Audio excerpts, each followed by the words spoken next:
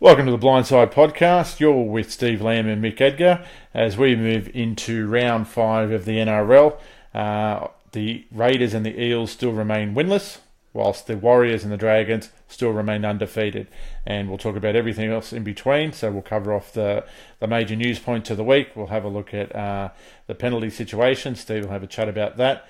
Then we'll have a preview of the upcoming games in round 5, which are sure to sort out the men from the boys. So, Steve, mate, how's your week been? Yeah, enjoyed Easter. It was a good lunch on Sunday, and there was some big results in the footy in round 4. Notably, the Cowboys, the Panthers, the Warriors, and the Titans, all recording wins where no one expected them to. And of course, there were some controversial dour affairs as well, notably at Shark Park. But I highly enjoyed that game, to be honest. But anyway, yeah, it was a big round. And the heavyweights, like I said last week, the heavyweights of the season are starting to position their pieces on the chessboard ever so slightly. And I think within the next few weeks, we'll get a good picture of who's going to be contesting the trophy. Yeah, agreed. I think I said something about the Titans and the Broncos game from memory, though, and but I don't want to boast about that one too much. So, yeah, look, plenty to talk about. I mean, I think some of the big guns are struggling. I think the Cowboys are almost at desperation stakes at 1-3, and they face the Warriors this week. So you'd have to think if they go to 1-4, it's a fair bit of difficulty they'd find themselves in. So yeah. I still think the personnel's there, even though Jordan McLean is possibly out for the rest of the year. I still think they just got to tinker with their game, and I think, well, I'll get into it with the match review of that game, but I think Thurston's overplaying his hand, and Morgan isn't getting much of a say in attack, and they're playing too much up the guts, but that's just my opinion.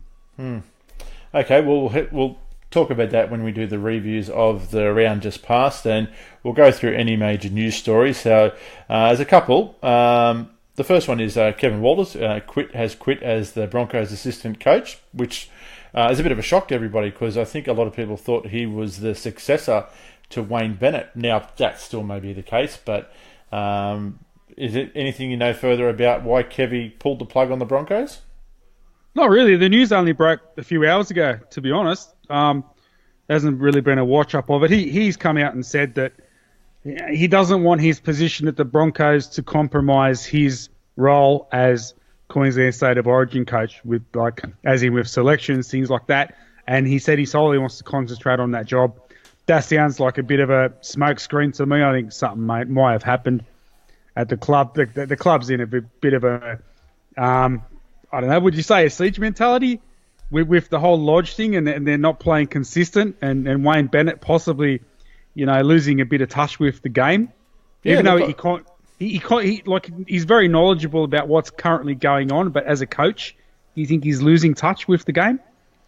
Oh, look, mate. To be honest, I think he's been losing touch with the game ever so slightly ever since he pulled the plug on coaching St George Illawarra and really fucked the Knights around. Like, he showed that he didn't have the Midas touch that he'd had in previous seasons when he came into the New South Wales Rugby League with the Broncos, and within a couple of seasons he had the Broncos as back-to-back premiers with that star-studded lineup. But ever since his last premiership success with the Dragons, I think it's been a bit of a downhill spiral for Uncle Wayne. And look, maybe Kevy's better friends with Mal than he is with Wayne. And I know we all know that there's a bit of a feud going on between Mal and Wayne, with Mal being the Australian coach and Wayne being the England coach, and Kevy being the Queensland coach. I mean, there might be some validity to what he says, but I think most people thought that Kevy was probably going to be the heir apparent to Wayne at Red Hill, but it remains to be seen. It could still work out that way, but obviously something isn't working there at the moment. Some of the other news that's been doing the rounds is obviously the Jack Whiten situation in Canberra, that he was in an incident back in January, and it's only come to light now that the police are investigating assault charges against him and are looking to lay charges. So we don't know too much more about that one at this stage, but the timing of it seems a little bit unusual given the fact that the Raiders are 0-4, so it feels like they're sort of being kicked while they're down. But from what I've read, that it doesn't look like Jack has all that much to worry about. So that's just a wait and see. Now, there's obviously a few injuries and some serious ones, and obviously Jordan McLean is one of those, so I don't think it's been confirmed yet whether or not he's out for the season, but Manly have lost two players, so Curtis Sirinen and Kalipi Tanganoa are both out for the year, and also Tom Trebojevic is suffering from an ankle injury, and also Dale Finucane has been sidelined with a thumb injury. They're saying just on McLean it could be 3 months, and also the Knights have lost Tautau Moga to a season-ending knee injury as well. So as we start to get into the season proper, and where teams are hitting their peak fitness, it's also the time where injuries are starting to already have an effect on how it's shaping the premiership table and the respective club rosters, mate. So what are your thoughts on the injuries to some key players early on in the season? Well, obviously, Melbourne and Manly's depth will be tested, but Manly's especially, since they've been restricted with their salary cap drama. But Melbourne, they'll miss Finucane. I saw how long he was out for before, but I can't remember. They'll definitely miss Finucane. He's been pretty monumental in the forwards for them this year. I think it's 4 to 6 weeks on Finucane. 4 to 6 weeks, okay. Yeah, they'll miss him for those 4 to 6 weeks, definitely. When they beat the Cowboys, he was one of the instrumental ones in shutting down Taumalolo that game, so he's been pretty good this year. But with the Storm losing Tohu Harris and Jordan McLean as well, their depth will be severely tested this week. I think Kenny Bromwich comes in. I've got that in the game previews anyway. But, injuries. Turbo Tom only out for a couple of weeks. They'll miss him, but, yeah, it's only 2 weeks. But, yeah, as with the other blokes, Manly's depth will be severely tested, I think, this year. Yeah, I think you're right on that one. The other one is obviously Aidan Tolman from the Dogs, so they're saying he could be out for up to 6 weeks as well. So that may be his last game for the Bulldogs if he moves across to the Sharks. So that's to me a bit of a bizarre potential move by Cronulla, because Tolman being more of a I don't know if you put him in the plotter cast, but a bit of a journeyman. I don't know that Cronulla needs him, so I'm not sure why they're chasing him so hard, but I guess that one's another watch this space type scenario. Yeah, I was about to mention that he might not be playing for the Dogs again, but yeah, whatever Flano's intentions are, they're there. I wouldn't have a clue what they are. He's a toiler. He's a hard worker, but hard workers only last so long. They do that for a few years, they get away with it, but then after a while they get that their impact on the game isn't as high. I refer to guys like Fensom and that were great when they had that window of opportunity to be great, but then it fades away quite suddenly. Yeah, it does, and I guess they've only got so much of a shelf life in the competition, and then the amount of work that they do starts to take its toll on them. So they're just looking. We'll go back and have a look at the round just played, which was round 4. Probably the biggest upset I would say would either be, if you consider it an upset, would be the Warriors thrashing the Roosters 30 points to 6, or the Titans. It's probably the big one, doing a number on the Broncos, 26 points to 14. Mate, what do you reckon? Well, I agree with both of those, but also I think with Cleary out, the Panthers knocking off the Cowboys in Townsville was a pretty big result.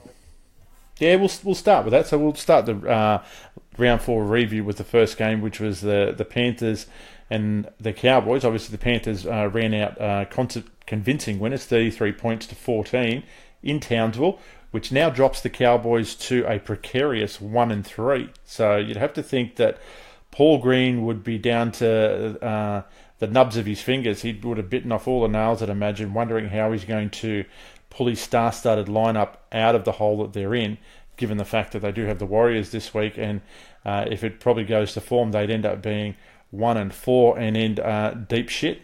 So we'll start with that one. Well, maybe Paul Green signed with the Broncos. That's why Kevy's taken off. But I digress. It was a Jimmy Maloney masterclass pretty much in this game in Cleary's absence, and the Panthers forwards stood up big time, especially Fisher Harris. He led the way. Their defence was strong as it forced a lot of Cowboys errors, and there were 9 different Cowboys who coughed up the ball in that game. was a really real group effort, not only from the Panthers forwards, but from the Cowboys in the mistake department. One thing I noticed watching this game, when the Cowboys were in the 20, they just kept going up the guts. They weren't throwing it around, and when they did go to the edges in the 20-yard red zone, whatever, like Cohen Hess went to the edge and looked dangerous and end up, throwing the ball out to Winterstein or whatever, and he scores. But they didn't do that enough. I think they tried to take Penrith on straight in the face, and Penrith got on top of them, especially in the forwards department. Then Jimmy Maloney's effort on top of that, they were just way too good.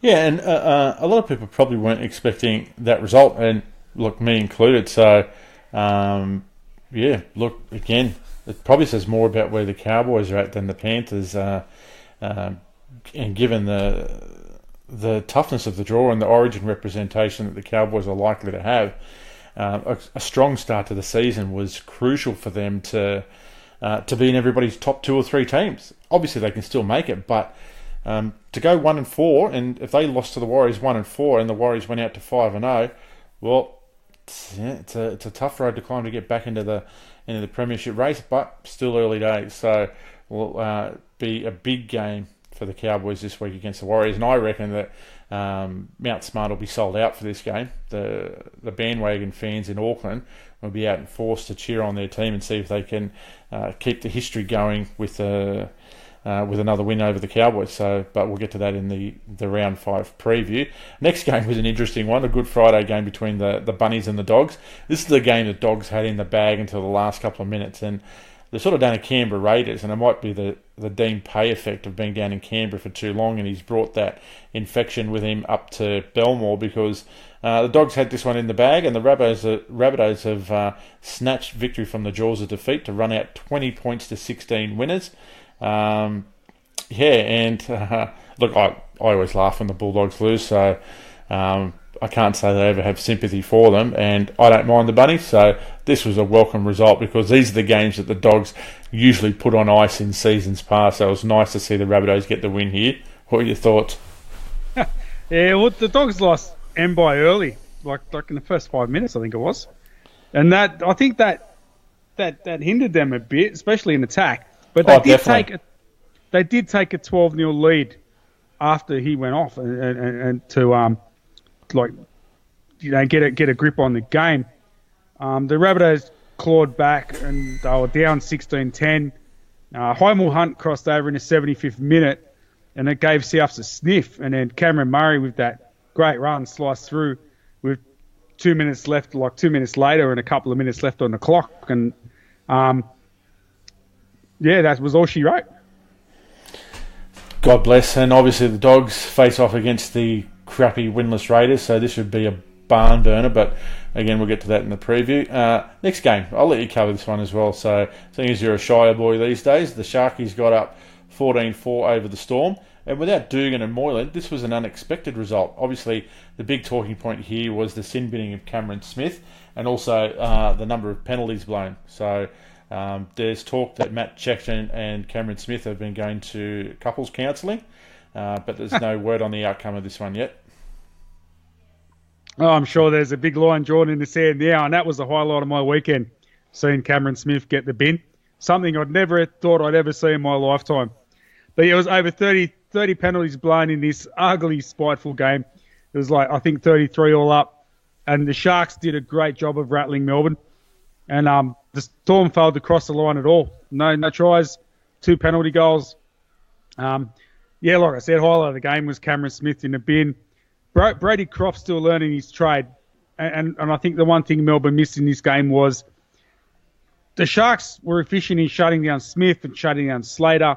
They didn't have that third party to go to, which normally would be Cooper Cronk, who probably might have pulled something out of a hat to get him in the game or steal it from the Sharks. But they don't have that now. And how good is it? And if Cronk was there with the extra option, maybe the outcome would have been different. But full credit to the Sharks, they played an ugly game. They were in Melbourne's face, and it was just for an ugly game that it was. I enjoyed it. I loved it, and seeing the crowd rise up when Cameron Smith got that 10 in the bin It was just, I felt like standing up and giving a clap as well. I was watching it at home. So Well, they would have heard you from Sylvania down to Shark Park, mate. That's only a stone's throw. oh yeah, even I was hashtagging on Facebook up Cronulla after that game. It was it was like I said, a very ugly game, but I enjoyed it. But pretty much, the Sharks were just in their face and all over them, and Melbourne did not have a response to it. Yeah, it turned a good Friday into a great Friday for me. So I'm with you on that one. It was good to see the Sharks. And look, it's surprising to see the Storm at 2-2, given they were one of the teams we expected to be up there. And the thing is that Cronulla have won their last 3 games against. They've won this one. I remember they won at Amy Park last year, and obviously going back to the grand final in 2016. I can't remember if the Sharks and the Storm played at Shark Park last year, but obviously the Sharks are one of the teams that have the Storm's number and really know how to get under their skin and rattle them. And maybe it is that time for the Storm where it's the sort of the transition period from the old successful Storm into a new Storm that is probably going to take a little while to be reshaped in the aftermath of Cooper Cronk leaving and introducing new players like Munster and Croft into key positions. So it's a watch this space with the Storm. So an interesting dynamic going on there. Now we'll move on to the next one. One of the upsets of the round, given that the Warriors are now 4-0, they belted the Roosters 30 points to 6, and highly impressive in doing so without Sean Johnson. And now they're talking about Blake Green stepping up to be potential 5/8 for New South Wales, or working in the halves, because his dominance has been so good in the first 4 rounds that Brad Fittler is definitely taking note. And the Warriors are flying high as one of the two undefeated sides in the competition, along with the Dragons. But again, they're looking fitter than most other teams. So that whole fitness thing that we spoke about at the start of the year is already paying dividends for the Warriors, and they should get a bumper crowd against the Cowboys this week, mate. What do you make of this one? Once were Warriors, now look like serious contenders. But 4-0. Something I didn't expect at all. Johnson was ruled out of this game, and Blake Green he had an immense game. It was the first Warriors win without Johnson since round 22, 2014. There you go. I knew that Warriors, one. I heard that stat. Did you? Yeah, but I wasn't going to steal your thunder. Oh, thanks, mate. Warriors forwards laid the platform big time, and they're a fitter pack than we're used to seeing. They play 80 minutes now. And there was a crowd of close to 15,000, and it seemed like 10,000 of them were Warriors fans. I think they just all come down the road from Bondi Beach, got off their ass for the day and whacked on their Warriors jersey and went to the footy. And as for Blake Green, he's knocking on the door of State of Origin selection. I think one of the reasons he was talked up is because they lost Johnson, and Green rocks up with that side and showed no fear. He just didn't care. He didn't care it was the Roosters. Just went out there, played, put him to the sword. See you later, I'm going home. Well, when you consider that Nathan Cleary is out for another 8 or 9 weeks, and they're saying he's only going to be back about 3 weeks prior to Origin 1, then if Blake Green's form continues, you have to think he's a red-hot chance to snare a spot in the halves, probably alongside James Maloney. And probably one of the more mature debutants if he's actually picked for New South Wales this year, because he's been around a while. He's played at the Dogs, he's played at Manly, he's played at Melbourne, and now he's at the Warriors. So he's been a bit of a journeyman who's blooming late in his career. But good on him. Good on him. I hope he keeps it up. So he's 31. 31. There you go. Yeah, it'll be a Dad's Army selection for Origin. But if he keeps his form up, I'm all for it. Yeah, me too. Me too. Age is just a number. I keep telling myself that. I look at more wrinkles in the mirror every day. Now, moving along, we've got the Sea Eagles convincing winners, 32 points to 16 over the Raiders. Now, that scoreline probably doesn't do justice to how dominant Manly were in this game, because the 20-minute period in the first half, they just absolutely tore the Raiders to shreds, and the Raiders had nothing. And they're winless after 4 rounds. The great win for the Sea Eagles, given their salary cap dramas during the week. Obviously, as we mentioned at the start of the podcast, that there's been a massive injury toll come out of this for Manly with Siren and Tanganoa gone for the season and Turbo Tom sidelined for a few weeks. The Raiders have the Jack Whiten incident. He's been named to play this week against the Dogs, but there's some players playing on reputation here, and we've seen Josh Papali dropped for the next game, but he is looking dreadful, and maybe he's already got a foot out the door and thinking about either heading north to play with the Titans or the Broncos in 2019, but his days as a Raider definitely look numbered because he was terrible in this game. And look, he wasn't alone, but the Sea Eagles had their way with the Raiders, and the Raiders showed that they still haven't learned anything from last year with their horrible line speed, their pathetic defence, and their leadership vacuum, which is the one thing I harp on every week with this team, but nothing seems to change. It's just Groundhog Day, mate. What are your thoughts on the Raiders and Manly's dominant win here? It was a Trebojevic family night out on the peninsula, and the Raiders were terrible. Enough said. I really don't have much to say. Manly were too good. Raiders were just terrible. Absolutely terrible. Yeah, and that's about the long and short. The second half, wasn't really a great deal happening. Manly had it in the bag at half-time. I think they're up about 26-6. So, Canberra staged a bit of a mini fight back, but there was never really anything to it. And if anybody who knows Canberra knows that they never had the ticker to come back and try and snatch this one from Manly. So, we'll leave that steaming pile of dog shit right there, and we'll move on to the Dragons dominating the Knights. And we all thought this one would go that way. So the Dragons, again, remain undefeated. Now, you hear a lot of people talking about their late season fade from last year when they jump out to an early season lead, and people talk about the March premiers and stuff like that. But it could be different this year, I think, with the Dragons. They have a bit more experience with guys like Ben Hunt, Gareth Widdop, James Graham. So they've got some older heads in that team who can steer him around when the going gets tough. And it will get tough at times this year, but they had their way with the Knights and they ran out convincing 30 points to 12 winners, mate. What are your thoughts on this one? Yeah, Dragons 4-0. Very consistent side at the moment. The most consistent along with the Warriors in the competition. Knights got an early jump with a try to Moga, but it was all Dragons traffic after that, and the Knights were never in it. Dragons forward pack is too good, and I think a fair few of them will be wearing a blue jersey this season. That's a fair point. Do you think Jack DeBellin will be one of them? I think he's one of those players that's really knocking on the door this year. I think he deserves to be picked, to be honest.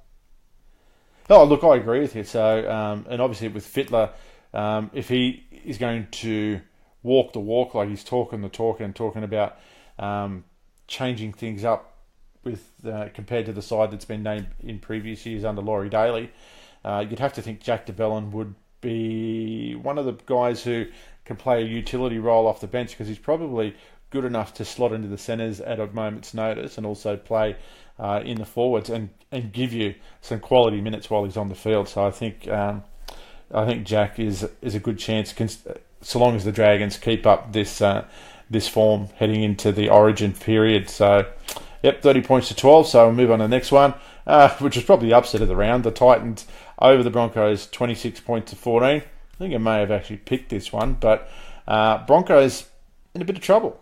And haven't looked anywhere like the Broncos teams we've seen in seasons gone by, whereas the Titans have probably looked better than what most people expected. Most people had them running dead set last.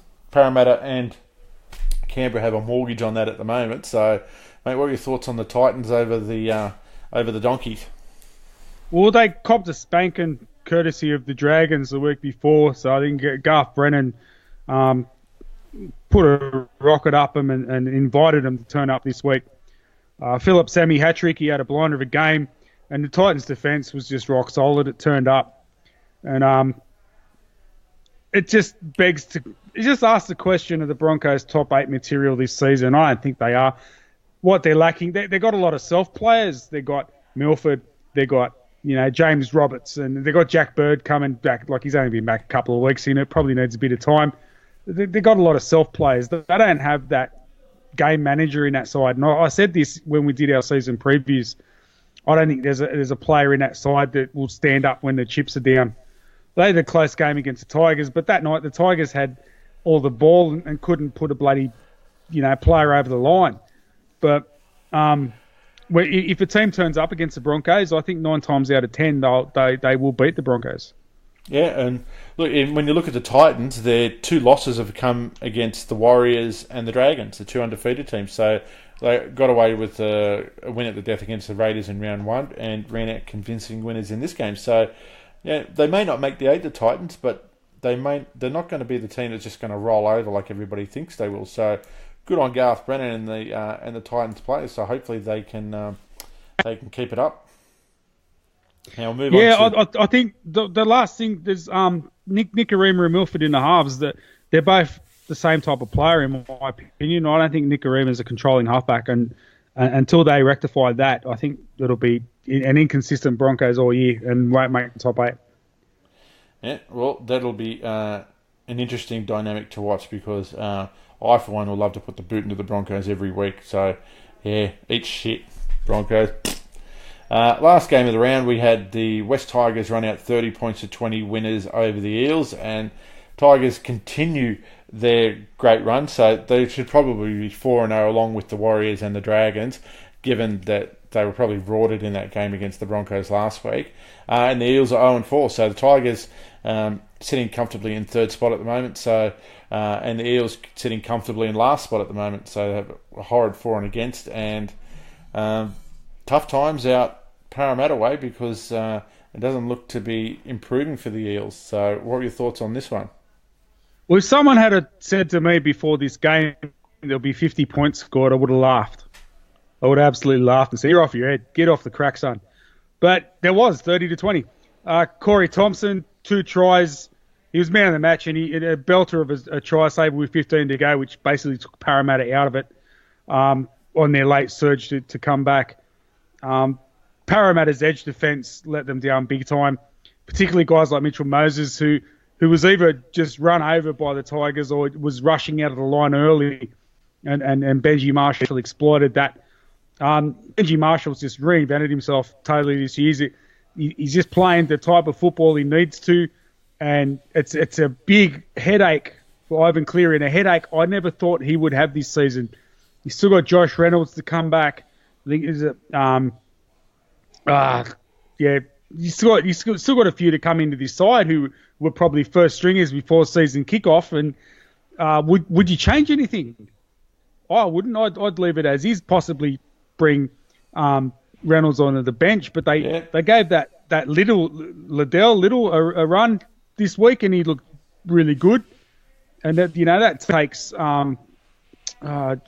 the number 9 they were using a little bit out of the equation, and they're going to use them too because it's a winning side. You can't exactly change it, and they found points this week. So, yeah, big headache for Ivan Cleary, and probably a welcome one for him, but still a headache nonetheless. What about Brad Arthur's headaches? Probably headaches of a different kind. We spoke about this last week or the week before. Their forward pack is shit. That's the only way to put it. Their forwards are rubbish. They bought Kane Evans, and I think he was out this week. But they spent their money on Hayne, and guys like Peter Sterling were saying they need a big bopper forward or someone in the forwards, because guys like Manor and Bo Scott, they're just another year older, probably on their way out, and their discipline from the other guys in that pack is pretty up to shit. So that's their biggest problem. The attacking weapons are there in the back line, but no team is going to fire, like no back line's going to fire if your forwards are getting dominated every week, and that's been their problem. Yeah, that is the problem, and obviously we did speak about at the start of the year that the lack of size and the lack of discipline from their forward pack would be one of the things that could be an Achilles heel for the Eels, and it's proven to be true. So yeah, look, they're in a lot of trouble. I don't personally think they can make it back to make the top 8. So I think they can probably climb up the ladder somewhat, but I just don't think they've got it in them to get back to where they need to be playing finals football. So I know they've got a few players to return. If they get Hayne back, they get Gutherson back, they get Bevan French back, they're looking more potent out wide. But like you said, it's still the forwards that aren't laying the platform for them, or they're doing stupid shit and giving away stupid penalties. So until that changes, you could have a star-studded backline, but if your forward pack can't do their job, then the backs can't do theirs. So I just think it'll be more of the same for Parramatta. So Now that's all the games for round 4 covered off. What we'll do now is we'll head into round 5. So that starts tomorrow night with the Raiders at 0-4 versus the 1-3 Bulldogs. So they should get, I reckon, about 750 fans to this game, and they're probably the tickets that have been given away by the players to the players' relatives and families. So, look, I see this as a Bulldogs win. I don't know that we've still got it in us to try and win a close one. The Bulldogs don't seem like a team that will blow Canberra off the park, but the Raiders are playing with no confidence whatsoever. They've made some changes that probably needed to be made with Blake Austin out of the side, although I did read on Facebook that he was spotted at training in the halfback or playing in the halves, so it could be a late change, and I for one would welcome Austin to come into the side at the expense of Sam Williams and go back to to last year's and 2016's combo of Austin and Caesar in the halves and have Havili in the hooking role and bring Garvey onto the bench. I know you're an advocate for that, but it's going to be hard sledding against the Dogs. They're a team that the Raiders always struggle against. So what are your thoughts on this one, mate? I think there'll be more Dogs fans there than Raiders fans, to be honest. And rightly so, after what's been dished up so far this season. Papali dropped. Whitehead will play on the fringe. Liam Knight returns. White named despite his alleged scandal, whatever the hell it is. I don't even know. It's probably a few too many drinks at Moosehead's. Oh, yeah. For the Dogs, Adam Elliott replaces Tolman and Kerrod Holland comes onto the bench. Big danger there. You'd have to go the Dogs on recent form, even though the Dogs haven't been that consistent, but they probably showed a bit more than the Raiders. And if Mbai plays, he'll add another dimension to their attack, and they'll probably win by a try or two. But in saying that, this is the first week that Sticky is actually unloaded on the players. So how they respond to this will determine the rest of the year. And he's always backed them up. He's always come out and said, we were unlucky, or the refs this or whatever. This, after the Manly game's the first time he's unloaded in probably a long while. So it depends on how the Raiders players respond to that. Yeah, look, I don't know. The Raiders players have got it in them to respond in a positive manner to that, but time will tell, I guess. Look, just with Kerrod Holland coming onto the bench, I see that Greg Eastwood was named on an extended bench, and I'd be surprised if they don't swap positions and Eastwood plays off the bench in this game. I think he could be a difference maker because he does have the hit and spin in his game and the ability to offload, and that's one thing that the Raiders struggle containing. So if Dean Pay's got his head screwed on right, you'd think that Greg Eastwood coming back from injury would probably be a real big chance to play in this game at the expense of, I think, Kerrod Holland. So, but that's just a wait and see. So, but all in all, look, two sides are going to be absolutely desperate fighting for their playoff lives, and if the Raiders win, they go to 1-4 and drop the Bulldogs to 1-4. But if the Bulldogs go to 2-4 and the Raiders to 0-5, then I've read some talk about Ricky Stewart relinquishing his role to become a director of football operations, sort of like Gus Gould at Penrith and Brian Smith at the Warriors. And you'd have to think that Michael Maguire, an ex-Raider, would be odds-on favourite to fill the void if Stewart moved on to another position within the club. So who knows? Who knows? There's so many variables with the Raiders at the moment, so it's hard to predict what's going to happen. We'll move on to the Friday night game. So a bit of a rivalry game this one has developed over the years. The Sharks at home to the Chooks, and you'd have to think that on last week's form, given for both sides, that the Sharks came up with an unexpected win and the Roosters came up with an unexpected spanking at the hands of the Warriors. So if it goes true to form, you'd have to like the Sharks in this game over the Roosters at Shark Park Friday at 6 o'clock, which is a really strange time for one of the matches of the round. So I've got to say that's a horrible time slot for this game. They could have done much better. I would have rather seen the Sharks and the Roosters play the Thursday night game and the Raiders Bulldogs at 6 o'clock on Friday.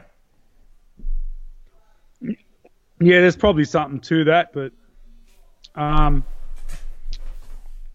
and Moylan have been named for the Sharks. Holmes goes back to the wing. Roosters have no changes. I'm just having a quick look at their last few clashes at Shark Park or Southern Cross Group Stadium. The Roosters won last year 16-14. But apart from that, it's all the Sharks pretty much at Shark Park for the last few encounters. I think if the Sharks do what they did to Melbourne, they will rattle the Roosters. I don't think the Roosters will be able to handle it, to be honest. Yeah, look, I think you're right. I don't really rate the performance of the Roosters forward pack at this point of the season. They haven't been dominant at all. Yeah, the Roosters got a star-studded back line, but like we said before, unless your forwards are firing, your backs are going to be anemic in the face of a stiff opposition. So it's a big question mark over the ability of the Roosters forward pack to be able to get out there and dominate other teams. So it's another one of those interesting team stories like the Storm and the Cowboys, who were all picked as top three, and none of them have been firing on all cylinders. So I think the Sharks will win this one, and I reckon they could win this one 13+. Yeah, I don't know about 13+. I think it'll be tight. This will come down to who can get the opposition to play their type of game. The Roosters rock up and can get the Sharks to play their flary type game, they might get up. But if the Sharks turn up like they did last week and play their gritty, no holds barred type of rough as guts game plan, and the Roosters get drawn into it, yeah, the Sharks will win. And I'm pretty sure this will be a close game. I'm tipping the Sharks 1-12. There you go. Both got the Sharkies in that one. Next one is Dragons and the Bunnies. So the traditional rivals go at it again, and that's the Friday game at 7:50 p.m. The Dragons will be favourites in this one, but I reckon the Bunnies might actually give them a fair run for their money in this game. I wouldn't be surprised to see the Bunnies hand the Dragons their first loss. I said from the start of the year that the Rabbitohs, although Sam Burgess is suspended for 2 games and will miss this one, which is a big loss for the Bunnies, and yeah, on second thoughts, I think given that fact that Burgess is not there, I think it swings this one the Dragons' way, but it could still be a really entertaining match. What are your thoughts on this game? Yeah, without Burgess, it's too big a ask for the Rabbits, I think. Adam Reynolds returns. Dragons, no changes. Adam Dewey named on the bench. And like we just mentioned, Burgess out for 2 weeks. The way the Dragons forwards are playing, I think they'll win this quite well, to be honest. 13-20. It'll be like a 20-point game they'll win by. I can't see it any other way. If Sam Burgess was playing, maybe I'd give the Rabbits a slim chance. But even then, I still think the Dragons will win this. Okay, yeah, we're both. I think it'll be close in that, but we both agree that the Dragons will go marching in over the Bunnies. The first game is Super Saturday is at 3:00 p.m. between the West Tigers and the Storm. So this is the second time they play, and it's only round 5 this year. But this is a bit of a crunch game for the Storm, and for the West Tigers, they fancy their chances having beaten the Storm in the first game 10-8. So it's going to be an interesting game. Can the Storm bounce back against the Tigers? Do they have the players to bounce back? Is it enough to just have Slater and Smith running the show? I'm not so sure against a committed Tiger side who don't give up many points at all. So what are your thoughts on this one? Well, this is in Auckland. It's part of the Auckland doubleheader. So Tigers, no changes. Storm Young, Tonema Pia replaces Will Chambers, and Kenny Bromwich replaces Dale Finucane. If the Tigers play as gritty as they did at Campbelltown, they could probably get away with it. But I think Melbourne are going to fire up this game. Whether they can pull it off or not, I don't know. It all come down to the forward battle, I think. And if Tigers can dominate Storm in the forwards, it'll shut down the effectiveness of Smith and Slater, and Brady Croft's still not there yet. He won't be there for a couple of years. He won't be the next Cooper Cronk for a while. If Benji Marshall keeps his game management up as he has been, and he's been making all the right calls, and his grey matter is right up there, Tigers can probably sneak away again. They've learned how to score. They scored against Para. They probably won't get 30 points against the Storm. I think it'll be a very tight affair. Might actually be an ugly affair, very gritty. But yeah, where do you go? I'm just going to tip the Tigers because they're playing a Storm, but it's in Auckland. There's no home ground advantage for either side, so I think the Tigers. Yeah, look, I think the Tigers too, but I base on the fact that two of their more experienced players in Finucane and Chambers are out, and I think that's a massive blow to the Storm, given they don't have the same sort of experience they've had in previous years, with McLean gone, with Cronk gone, with Harris gone. Now there's no Finucane, there's no Chambers. That's a lot of experience not there. I reckon the Tigers will win this one. I'm pretty confident in that one. Next game is the Warriors and the Cowboys. So this should be a good game. This should be a really good game. I think the Warriors, given how they've started to the year, obviously they're going to draw in a massive crowd for this game, and the Cowboys are at panic stations already, which is hard to believe with the roster that they've assembled. Everybody was talking about them as almost runaway premiers this year. That may still happen, but they're going to face a real, I wouldn't say a baptism of fire, but they're going to face a determined and fit and hungry Warriors team at home. And I don't think the Cowboys will have enough to get across the line and beat the Warriors in this one. So I think the Warriors might win this one 13+. What do you reckon? Warriors will have all the momentum in the world after that Roosters win. They really will. And they'll be at home. Like you said, it'll probably be sold out. They'll have a whole. How much does that stadium hold? 25,000, 30,000? Yeah, I think it's around 30,000. Yeah, they'll have 30,000 screaming Warriors fans.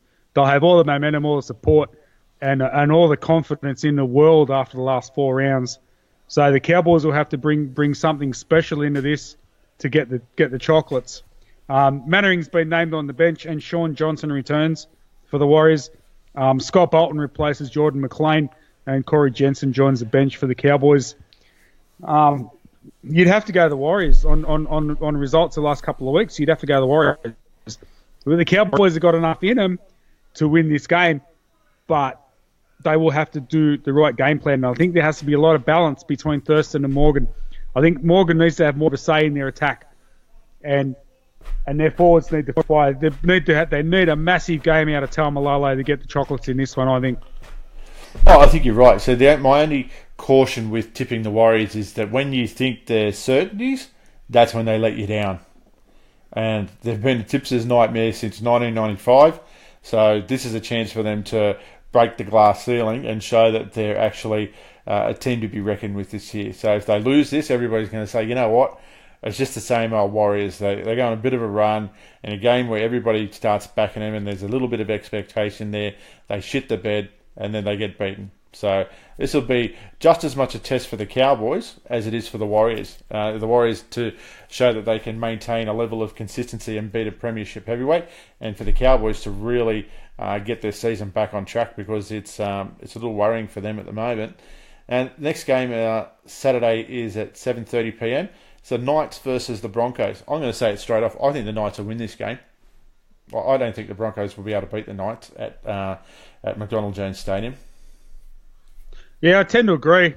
The Knights and the Knights faithful hate Brisbane with a passion. I think there'll be numbers at this game. They'll have a good home crowd support. Ross Dogg comes into the centres to replace Moga. Ken Seo onto the wing. Corey Yates returns to the wing for the Broncos. Pengai Jr. is named on reserves bench, but could possibly be a chance to start. I think the Knights will win this as well. I think they'll get some home crowd support, maybe a little bit of momentum in the game, and possibly get over the top of Brisbane. Yep.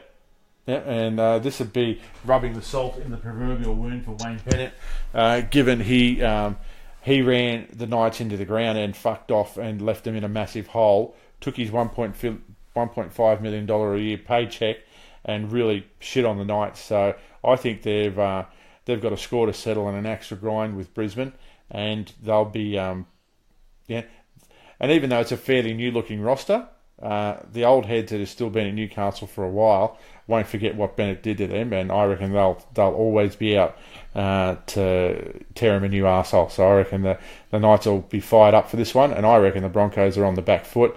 And without the aggression of guys like Adam Blair, even though he's one of the game's biggest thugs, he's one of those guys that always puts in 100%. And I think they tend to miss his aggression because you always see his speed off the line and he's putting the niggle in the tackles. That's one thing they don't have this year. So it could be one of the things they actually have missed with Blair moving across to the Warriors. So good luck to the Knights, and I hope they smash the Broncos.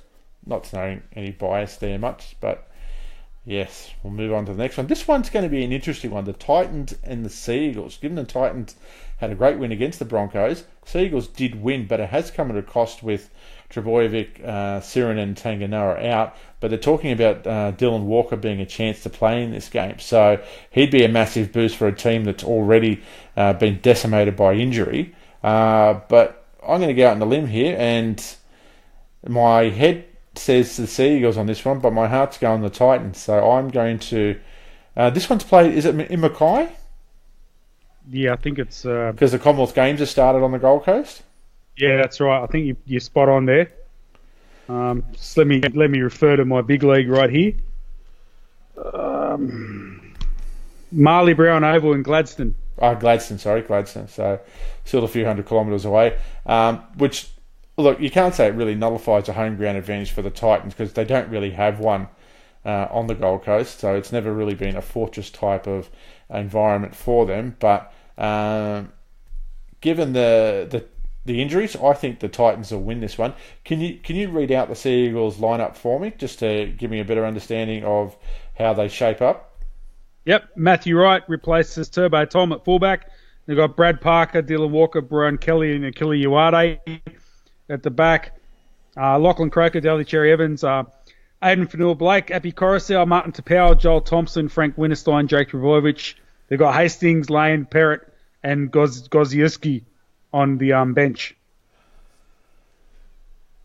Yeah, I'm sticking with the Titans on this one. What do you reckon? Yeah, I'd have to agree. I just think the Titans are going to be one of those sides that will pull off a big win and then be inconsistent as shit the next week. But with Matthew Wright at fullback, I don't really rate him that much. I think Ash Taylor and Elgie will target him all game. Oh, look, yeah, you'd be mad not to, given that he's not really he's a substitute for Turbo Tom, but he's not in the same class, and he's not going to create you the amount of points that Tom can, given the relationship Tom has with his brother, where they've just been killing it for me. And so Matthew Wright, look, he might get the job done, but he's more of a journeyman. So in a key position and replacing one of their top 2 or 3 players. So that's a big loss for Manly. So if you're LG and Taylor, if you don't hone in on a high ball or try and turn this bloke around, then you're not playing to the best of your ability. You're not giving your team the best opportunity to win this game. So based on that, I think the Titans will win this, but I think it's going to be close. And look, I give the Sea Eagles every chance in this game. Their forward pack is still pretty strong, but I think the Titans might have enough just to get home in this one. Now, last game at Sunday at 4:10 is a replay of the Eels-Panthers game. So I think it's round 1, where everybody thought the Eels were going to waltz in with this game, and they were up by 14 in this game and got run down by Penrith. But given Penrith's form and the Eels' dismal form, I'm tipping the Panthers by 12 plus, 13 plus in this game. I don't give Parramatta much of a chance at all. There's internal fighting going on there. You could see it when Mitchell Moses was interviewed in the post-match game after their loss to the Tigers, that things aren't well there, and I don't think this is the game where they'll spring an upset and turn it around. What do you think? Yeah, I have to agree. I can't see Parramatta winning this at all on current form. Just looking at the Panthers forward pack, they've named Trent Merritt in at prop, and they've got Fisher Harris in at the 13. So you got Merrin, Campbell, Gillard, Cacao, Yayo, and Fisher Harris. They're just going to run all over this Parramatta forward pack. I just can't see it any other way. Yep, have to agree with you there. So, look, I'd be as shocked as anybody. So, that's pretty much all the games that we've got to cover for round 5. So, like I said, it's desperation times for a few teams, and Look, if the Eels and the Raiders were to lose and the Warriors and the Dragons were to win, so there'd be almost a 10-game turnaround after 5 rounds between the top sides and the bottom sides, and you wouldn't think that either side would be able to come back from that. So there's so much to play for already in the season to get some of these teams off the bottom of the ladder and get them competitive, but I just don't think they have it in them. So now, as far as that, I don't think we've got many new comments this week on the Facebook page. But if you've got any comments for us about what we talk about, whether it be good, bad, you agree, tell us we're dickheads, we don't know what we're talking about, please leave us some feedback. So happy to hear it. Pretty much cut and dry episode this week, so not a lot of controversy to talk about. Obviously, the only other thing was a couple of April Fool's Day jokes. One of them was one about Sonny Bill quitting rugby union and signing with the Roosters. I'm not sure anybody actually bought that one, although there could have been an element of truth to it. So another one was Albert Kelly potentially signing with the Raiders. A lot of Raiders fans were scratching their head over that one, given the state they're in at the moment. They thought that there could be an element of truth to that one. So always look forward to the April Fool's Day jokes to see who's quitting rugby union or who's quitting league to go and play rugby union. So I remember years ago I did that to Ray Hadley when I was doing the League Unlimited website. We did a prank. I think it was Willie Mason signing with rugby union, which he ended up doing anyway back in 2006.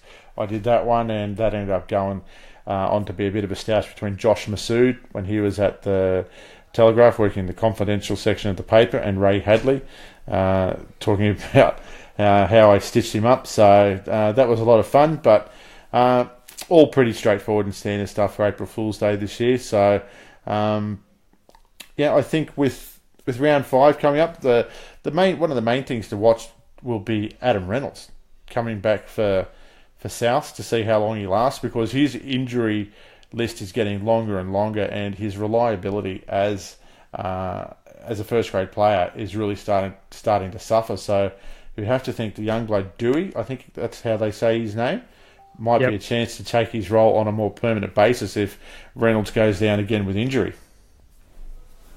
Yeah, well, you think so. And if Dewey keeps getting around and keeps playing well, you think they'd let Adam Reynolds go eventually and just keep him. Yeah, I tend to agree with that. So, now, mate, anything else you want to talk about before we sign off? The penalty issue. Yep. The start of the season, and I was against it, but I've sort of changed my tune a little bit. Todd Greenberg come out and said he was going to be targeting the play the ball area hard. And this has opened up a can of worms and a flow on into other areas. So they've got Michael Magic Maguire working with the referees at the NRL now, and he's opened the little black book of coaching. And it's an area that coaches have been exploiting for quite some time now.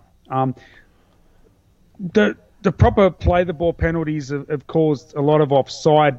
The proper play the balls have caused a lot of offside penalties because defenses are used to rushing up for a quick play the ball. Now the play balls are a little bit slower. They're getting pinged for being offside. That's one thing. But there's another area that you notice a lot of teams have been giving away penalties defending their own line. They call this area the cage, and it's from the try line to the 10-metre line. And it's like the most valuable piece of real estate on a field, and it has no forgiveness if you fuck up there and the opposition scores. Like coaches have drilled teams to slow the play the ball to around 6 seconds in this area, and teams would rather give away a penalty than not reach that 6-second quota. So when you see penalty, usually when a side's attacking the line, it's usually for a slow get up or play the ball. And that is one area that's been targeted thanks to Michael Magic Maguire. It's going to be like one of those those magicians that gives away all the secrets. Anyway, penalties give time for defensive lines to reset, which is a no-brainer, and only 2 or 3 extra tackles are added if you think about it. And sometimes they stand offside purposely on one side to deliberately trick the number 9 who thinks, oh, I'll go the other way. And then they mount up over there. And they also stand offside to guard against ball runners crashing through them. And this has led to many penalties in that red zone. And it's a hidden game that coaches have been playing against refs, unwilling to blow too many penalties. They think they're too scared to blow them. If they think, I'm not going to ruin this game by blowing too many penalties. This year, that dynamic's changed. They're not afraid to blow them now. And also, attacking sides get frustrated at repeat opportunities and not scoring. And tactical penalties that have been influential in the game, and in the last 3 or 4 years, a lot was let go.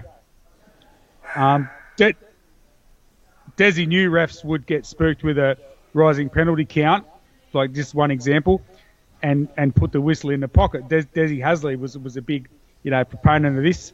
And teams also deliberately stand offside on one side of the ruck, forcing the opposition 9 to go the other way. Madge Maguire advises the refs now, and they know the grey areas that have been exploited. Hence, so many penalties have been blown. And, it's starting to change. At the start of the season, I was like, oh, this is going to be the P's going to be blown out of the whistle. The game's going to be ugly, but I think it's going to be a good result in the end. But, of course, coaches and sides will find a way to exploit whatever changes, but I think a lot of this will disappear over the next 5 to 10 rounds. And Luke Lewis said the Sharks are already looking to change their ways, even after that blitz they had last week at Shark Park against the Storm, where there were 33 penalties blown because there were 33 infringements. So, yeah, there you go. That's all I've got to say on that matter. Okay. Now, just on the penalty count, so, I heard Billy Slater saying that they had to be better, and they're looking at getting some of the refs down to take them through simulations of games to show them where they're going wrong in an effort to clean up the amount of penalties that they're giving away. So, given the ridiculous amount of penalties that have been blown this year, making it look more like a union game with so many stoppages, and it really detracts from the contest as a spectacle, because people just get bored and it drags out the length of time that a match goes for. Who do we put this on? Do we put this on the players for continually ignoring the referee's directions, or do we put it back on the administration for letting the game go to shit in terms of the way it was scrutinised by the referees over the last couple of years, that they thought playing the ball between their legs, not standing square at marker and continually offside would just let go? So then now all of a sudden the NRL saying we're going to crack down on this, and the changes have seen a massive increase in the amount of penalties blown. So is it the NRL that's to blame because they let it go too far and they have to rein it in now, or is it players because they're not responding at this point in time to the referee's requests, or should there be more sin bins? We have seen an increase in even high-profile players like Mitchell Moses and Cameron Smith be sin bin, but I think there should be more sin bins. It's going to take, I think, for the players and the coaches to get it, for them to lose key players for crucial periods of the game because they're ignoring the instructions of the referees. I mean, and I don't think we need to get to 33 penalties in the game before that happens. I think we need to nip it in the bud. And look, I think anything more than 12 to 15 penalties in the game really starts to detract from the game as a spectacle, and it's all more focused on the referees than the players and the game itself. So I think there's equal amount of blame to go around here, that the NRL let this undisciplined sore fester for so many years, and the players took advantage of it, and that comes from the coaching. And now where you're trying to rein everybody in and be so rigid so quickly that it's taking time for the players and the coaches to respond. So I hope they get it together sooner rather than later, because I'm in favour of the way that the referees are policing the game and what they're trying to achieve by doing that. They're cleaning up the play the ball area and keeping the players on side, because it's more like it was back in the 80s, where in the last few seasons it had just become a free-for-all, that there were so many things let go. Like the players were just standing side by side in the market area. There were players who were obstructing people when they were going, or players when they were going for drop goals. The offside was non-existent, so that was never policed, except for the first 3 or 4 minutes of the game where we heard dopes like Peter Dennis saying they've been doing it all day, ref.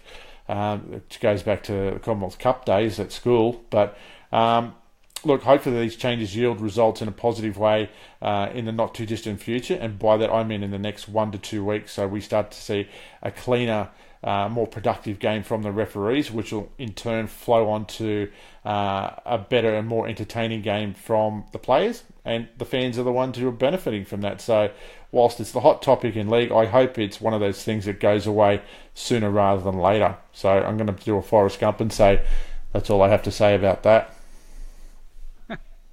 Yeah, can't argue with any of that.